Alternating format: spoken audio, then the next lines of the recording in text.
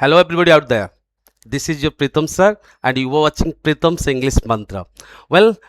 आज ମୁଁ ଗୋଟେ ବହୁତ ବଡ଼ କଥା ଆପଣମାନଙ୍କ ସହିତ ସେୟାର କରିବା ପାଇଁ ଯାଉଛି.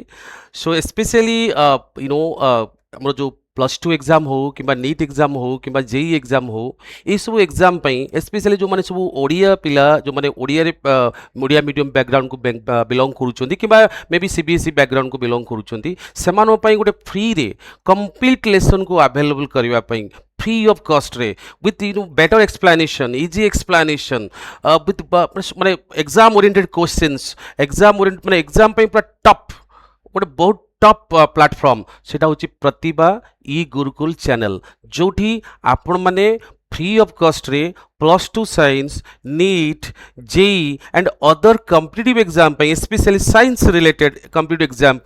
आपण माने समस्ते बहुत सहजरे सुंदर भाव में सबुजाक लेसन गोटे प्लेटफॉर्म रे पाई परिबे गोटे चैनल रे पाई परिबे. तो मु डेफिनेटली आपण मानकु समस्त को रिक्वेस्ट करिया पई चाहिबी आपण माने निश्चित भाव में ए चैनल को जानतु सब्सक्राइब करंतु एवं आपण मानक पिला को निश्चित भाव में कहंतु ए चैनल को देखिबा पई एवं तापर देखिबे